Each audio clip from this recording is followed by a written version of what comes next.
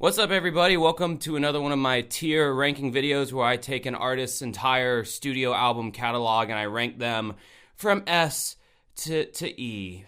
S being satisfactory and E being like, ew, gross. Anyway, doing another one of my favorite bands, this time around Primus. I've not done a tier ranking of them yet, surprisingly, seeing as they are one of the bigger bands that influenced me when I grew up.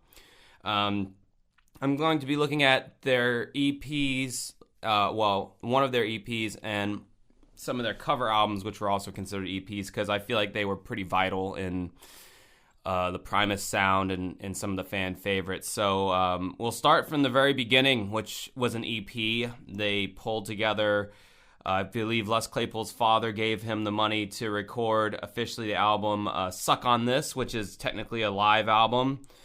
You'll go on. What's interesting about this album, Suck on This, is a lot of the aspects from this album would make it on to all of the upcoming Primus official albums in the future. So this was almost like a roadmap being like, this is who we are. This is our defined sound. We don't sound like anybody else. And, here we are. So for that reason alone, and because they pay homage to Rush, one of their favorite bands as well, by opening up the set with YYZ, or YYZ if you're Canadian, I gotta put Suck on This in the S tier. It was the founding, even though it was a live album, it was a founding kind of declaration of Primus and who they were. And, you got John the Fisherman, Groundhog's Day. Those two songs would make it onto their first official studio release. Then you got The Heckler, which we'll talk about later, Pressman, You Like It, Tommy the Cat, Pudding Time, Herald of the Rocks, Fizzle Fry. All of these songs would go on to be on later Primus albums, which again I think is like really cool, and like just bands don't seem to do that at all in the way that they did. Up next, we have Primus's first actual studio release, or official studio album, Frizzle Fry, that goes in the S tier. The debut album came out in 1990. I mean, it sounds ahead of its time now because still nobody sounds like Primus, and if you do sound like Primus, you're clearly ripping off Primus. So, yeah, I mean, this album is fucking phenomenal. I love it. I think every song on here for the most part is gold. Now, this was back, some of these songs were written, or the guitar melodies were written by their former guitar player, Todd Huth, I believe his name is, and this was before Larry Lalonde had joined the band, but at this point we got Larry in the band, and it's the traditional classic lineup. This album opens even with a live clip from Suck on This, the band, and then, record break, and then it goes into Defy the Laws of Tradition, which is a phenomenal song where Les Claypool's displaying his desire to be a bass player and a rhythm guitar player all in the same time. He's expressed that before, that he always, as a bass player, wanted to do rhythm guitar parts and bass parts, and you can hear that all over this song and this entire record.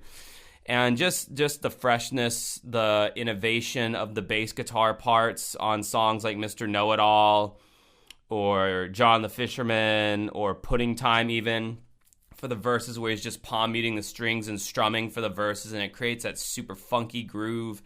It's just, you never had, or even after, heard anything quite like Primus. And this album is just classic.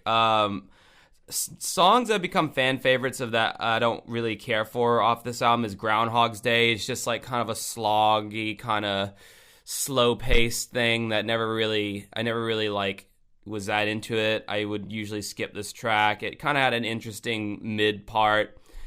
Too Many Puppies, I feel like it was a little overplayed for me. Herald of the Rocks, I never really thought, like, why was that such a fan favorite? The Toys Go Winding Down is the hidden gem off of this album. He's doing his three-fingered jellyfish-looking thing on this. Sounds like so cool. Never heard anything quite like that. So Frizzle Fry definitely goes in that category. Then after that, we get their first covers EP in '92, Miscellaneous Debris. Put that in the A tier, honestly. Even though they're cover songs, it's Primus doing the covers, so of course it's not going to be like anything else you've ever heard. And the songs that they chose to cover, I gotta know who. I mean, maybe it was a band vote. Maybe they all kind of dug the same music, but like, whoever chose these songs were just like, they turned me on to a whole new like world of music out there. I was already into Peter Gabriel, I want to say, by the time I heard Miscellaneous Debris, and the fact that they chose to cover Intruder, which is like one of Pete's darker solo songs, was genius. Then you have like Making Plans for Nigel, an excellent song by the English new wave band XTC. If you want to call them new wave, I don't know, might be the wrong title. And then you have like Sinister Exaggerator by The Residents. And when I heard like the actual the real version of that song, I was like, dude, this song's so creepy. Like it's like you can literally see like the roadmap of the songs that built Primus and who they were, just taking aspects of every one of these bands, and like you can just see how they're influencing the band. Then you have Tippy Toes by The Meters, which is an old funk band, and you can see Les Claypool's appreciation for funk with the funky ass bass lines. And then of course we have a Cigar by Pink Floyd, which is like, man, like he likes all the bands that I like, so that makes me like Primus even more. They're so endearing of a band to me. Next we have another S tier coming at you, Pork Soda. This was the first album I had ever heard. Oh shit, I totally skipped Sailing the Seas of Cheese. Guys, I'm going to put Sailing the Seas of Cheese. To me, it's a B tier album. And why didn't I not pull that up? Darn it. Okay, hold on. Sorry about that. But Sailing the Seas of Cheese. Now, of course, it's got like the fan favorite, Jerry Was a Race Car Driver. But like aside from that and Tommy the Cat, there's only a few albums on Sailing the Seas of Cheese that really appealed to me. I think like the ones that they play live are really like the hallmarks of the album, like those damn Blue Collar Tweakers. Obviously, he does that dive bomb on the bass in that song that gives me goosebumps towards like the end of the song. He's like, those damn Blue Collar Tweakers, and he like hits his E string or whatever, and he since he has a whammy bar in his fucking bass, he dive bombs, and like it goes in this like subsonic like thing in the speakers where you can just feel like it was so cool, man. Like, again, constant innovation, at a time when they still were brimming with ideas. And then some of these songs Todd Huth had stuff to do with, like Tommy the Cat and Sergeant Baker, so even the original guitar player had influence on this as well. Make sure we're still recording here. Yeah, we're good. American Life is a good song, but then you have songs like 11 and Is It Luck and Southington Waltz, and Here Comes a Bastard's pretty good. Yeah, this I'm fine with keeping this in the B tier. There's nothing wrong with a B tier album. It's probably the least of the classic period of the 90s stuff. It's probably the one I'm least likely to put on. Probably because I've heard the songs a lot live, and the non-live songs that they do, I just don't really care for. I also like to point out that songs from Suck on This, like Time and the Cat, made it on Seas of Cheese, but it won't be until their last album in the 90s will finally all of the songs from Sailing the Seas of Cheese or from Suck on This make it onto all their studio albums, which we'll get into that.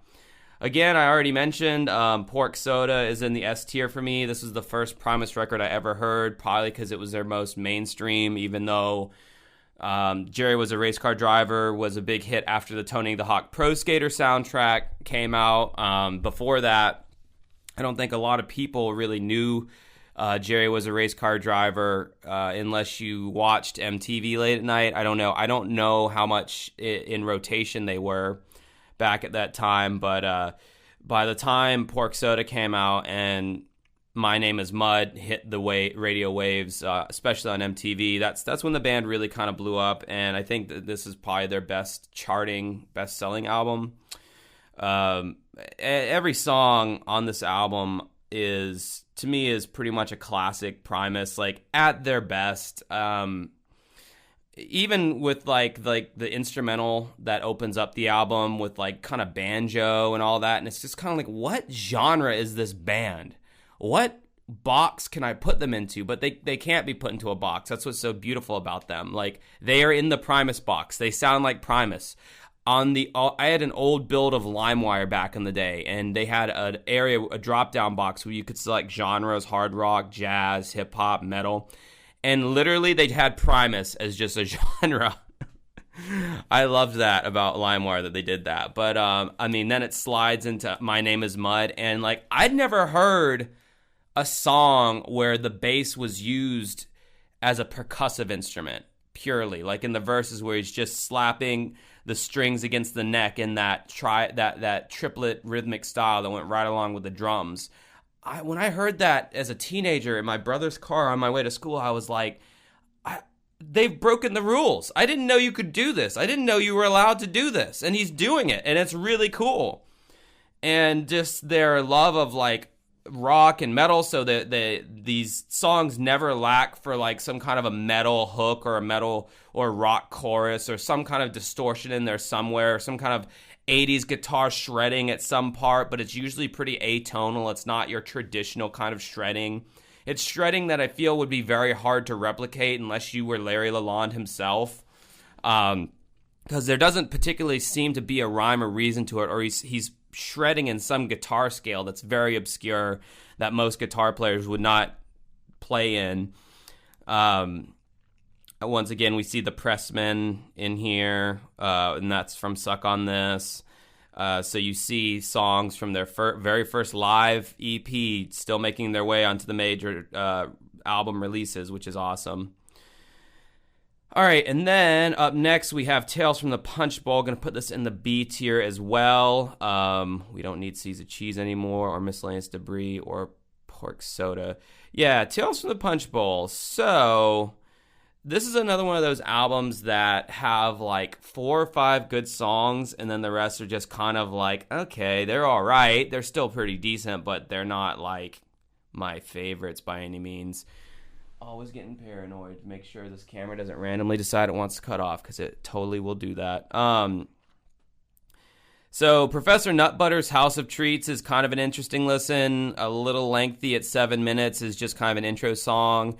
Mrs. Baleen is an okay, Blaylene, whatever. It's an okay song about, he had a teacher who was an asshole, apparently, and then his friend stabbed somebody. Of course, Wynona's Big Brown Beaver was the saving grace for this album, because I believe if it wasn't for this song, this album would have very much underperformed in the eyes of their record label or whatever, because that was really the big single off of this album. And upon first blush, this song seems like a joke song, and upon first blush, Primus may seem like a joke band that is corny and not to be taken seriously. But that's until you listen to the music and you realize that there is some really innovative stuff going on that no other band is doing, and they are dead serious as musicians. And the fact that Les Claypool sings the way he does, that's just how his voice sounds. And it's one of those things. I'm a collector of weird voices by all my favorite bands, Rush, Smashing Pumpkins, REM. I like the different sounding voice. I don't like the traditional pretty boy sounding voice. And, why not yourself a big brown beaver? And it sounds like a silly song, but it rocks. It fucking rocks. And it's cool in its own way. Southbound Pachyderm, I feel like, was another single from this album, but it's a much slower, it's a slow burn. Still nice ambient song, though. Couldn't even tell you what year the Parrot sounds like. Forgot what that one sounds like. Over the Electric Grapevine is a really great song. Yeah, I don't know. There's not a lot of songs on here that really stick out to me as like truly great songs, but definitely not enough to put it in a C tier. So I can comfortably leave it in a B tier. Next, we have the Brown album. I'm going to put the Brown album in the A tier. They had a different drummer at this point, Brain. Guy played very aggressively. They had kind of adjusted the drum tone for this album. The whole album itself, tonally wise, kind of had a different feel to it. There was kind of a little bit of saturation on the drums, as far as a little slight distortion on every song, which gave it this kind of room, like kind of full vibe. As Les Claypool put it, the drums had a little bit of hair on them, which gave it this nice thick sound. I don't know, this was just like a fun album to me. You had Golden Boy, which is like one of like the sickest bass and guitar riffs like that they've done yet. Fisticuffs, Over the Falls, where Claypool is donning his stand-up bass yet again. Very obscure lyrical content about people in like the 20s who tried to sail over Niagara Falls in like a capsule, and most of them died, but this one guy worked his whole life to make this capsule or this vessel that wouldn't burst open and kill him. And you got Shake Hands with Beef, which was one of the singles, using like a nice 5-string low end cool bass groove. Those kind of saturated drums lent a nice thickness, gave the album a little bit more ass. Not that they really had problems with that, with Les Claypool's bass technique. I don't know. I liked this album more than I liked Tales from the Punch Bowl, for sure. Just a solid album from them, and they never really quite returned back to the production on this one. So this one kind of stands out on its own, because then they kind of went back to the more clean tone drums after that, and that might have been because Herb rejoined the band on drums. Up next, we have Rhinoplasty, which is another covers EP. I love that they do these. I'm going to put this in the A tier as well. Again, with the just really cool songs that they decided to pick that nobody would normally choose, honestly. Scissor Man, by another XTC song. Someone in the band had an affinity for XTC.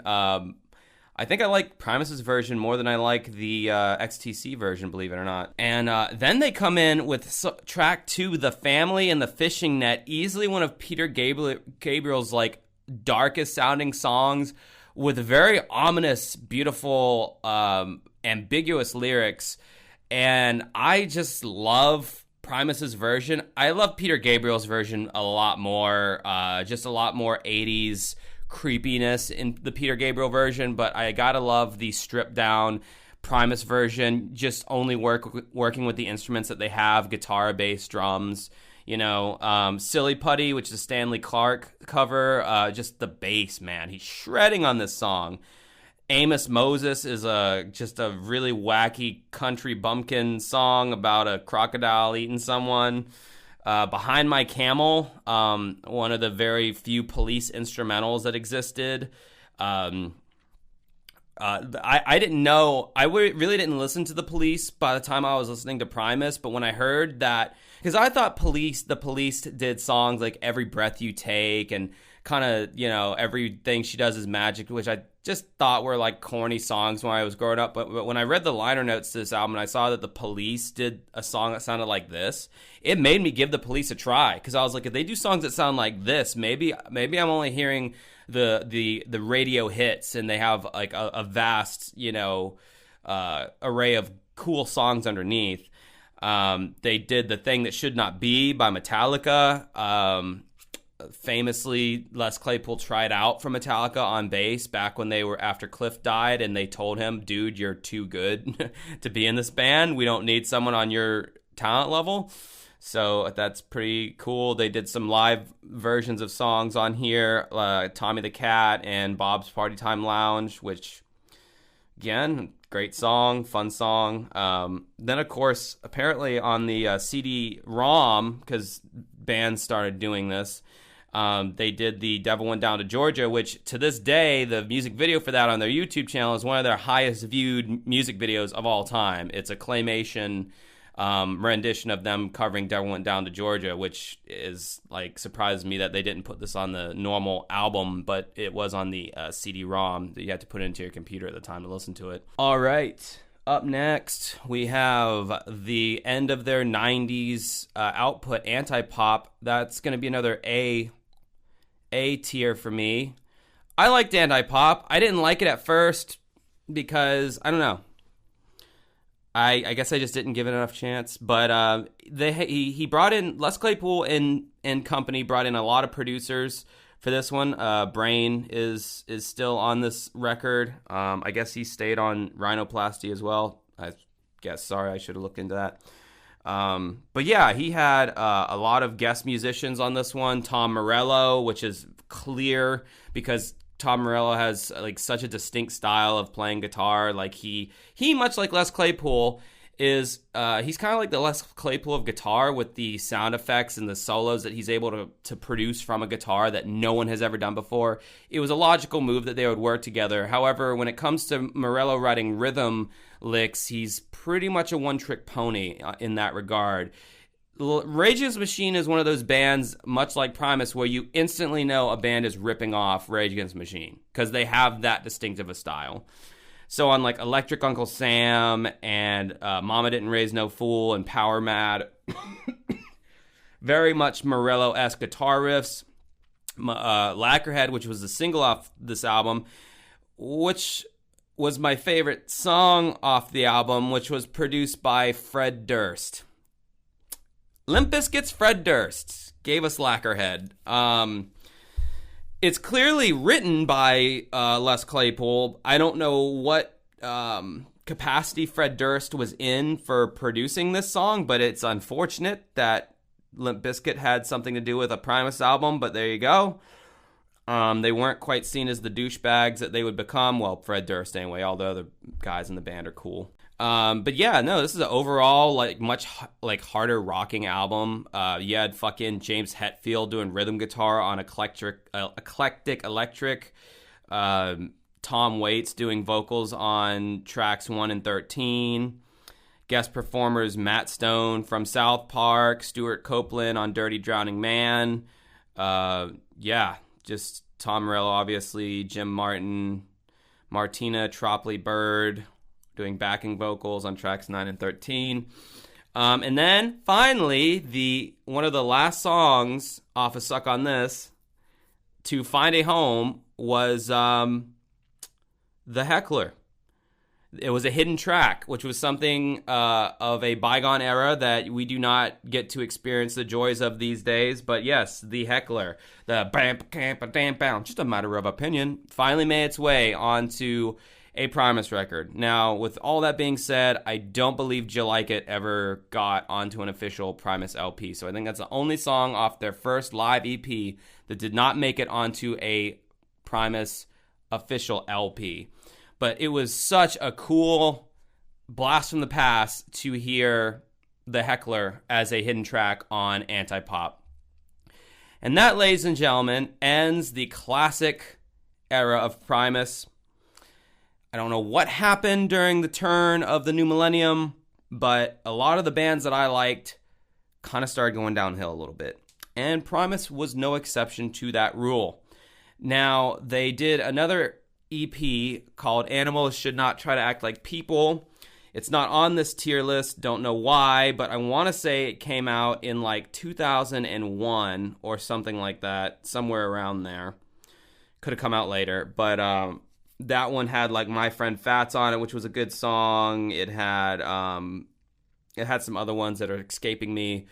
But after that, Primus pretty much became kind of like Rage Against the Machine or System of a Down in the sense that they were still, yes, technically a band, but they weren't really putting out albums anymore as far as a full-length studio album. And they took a good decade-long break from releasing new material, which was kind of a bummer because it was like, oh man, are they like giving up or whatever? But they weren't giving up. They were still playing shows. They were still touring. They were releasing live DVDs like the Hallucinogenics DVD, which I bought as a teen and soaked up because they did Frizzle Fry in its entirety as set 1, and then set 2 they did, a handful of their hits. I had seen them live around 2005, and I believe they did Sailing the Seas of Cheese and then some other ones. I had seen them again in like 2010, right before the release of Green Naugahyde, when they played some songs off of that upcoming record. And when that record first came out, when Green Naugahyde first came out in 2011, I went out and I bought it on CD, and I did not like it. In fact, I believe I said I hated it. Because Les Claypool, he started adding this envelope filter sound to his bass. My brother called it the waterfall sound. It just sounds very drippy and droopy or whatever, but it's an envelope filter. It's kind of like a wah pedal, but it kind of modifies the tone based on how hard or soft you're playing, or sometimes you can set it up to just kind of cycle through automatically. And he used this a lot, and I hated the tone, and I still don't like the tone, and he's still using it on Follow the Fool, one of their newer singles, which is actually a really great song. I love that song, but he's using that and I never liked that tone, but man, he's loved it ever since 2011. But, I did a lot of crash coursing today for these last 3 albums, and because I hadn't really given them much chance. I wrote off Green Naugahyde back in the day. I didn't even really bother to listen to Primus's rendition of Willy Wonka and the Chocolate Factory soundtrack. And I hated Desaturated 7 the first time I listened to it. I was bored by it. I was like, man, they've just completely lost me at this point. But upon listening to Green Naugahyde, that's actually a pretty solid record. It's got some great songs on there, and I'm going to put it in the A tier. Like Henny Pin Crawler, Last Salmon Man, Eternal Consumption Engine. Just silly lyrics, just like sillier than normal, but just so Les Claypoolian that you had to like it, and some jams as well. Lee Van Cleef, didn't really care for Eyes of the Squirrel or Chili's on Smack. More on TV, Green Ranger, those ones maybe not so much. So I would say like a solid half of the record's pretty damn good though. So I feel bad for writing off Green Naugahyde as badly as I did. Okay, now we're going to get to Primus and the Chocolate Factory. This is pretty much just a cover of the songs that were found in Willy Wonka and the Chocolate Factory. This is a novelty album, guys. I got to put it in the C tier. It's just so over the top silly that you really have to like ask yourself, like, what were they thinking when they decided to do this album? Honestly, because it's like, it's so ridiculous. Like he's doing these like wacky versions of these classic Willy Wonka tunes. He'll be like, I got a golden ticket. I got a golden ticket. Like it sounds like, and some of it sounds just like a pervert whispering into your ear on some of the songs. Like, I'm the candy man. I could take the candy, make the world taste good. Oh yeah, it's gonna taste real good. Gonna separate the cream. And it's just like, it's just weird, man. And I know it's Primus, and it's gonna be weird, and I know it's some kind of probably passion project for him, and that's great. You know, he can do whatever he wants, but yeah, it's a no for me, man. It's a novelty record. Then we get to their last album, Desaturating 7, which came out fairly recently. Wow, 2017. Okay, guess not fairly recently. Jeez, time flies. Yeah, this goes into the D tier. To quote Anthony Fantano of The Needle Drop, this album sounds desaturated. I mean, there was just nothing here, man. Just jammy.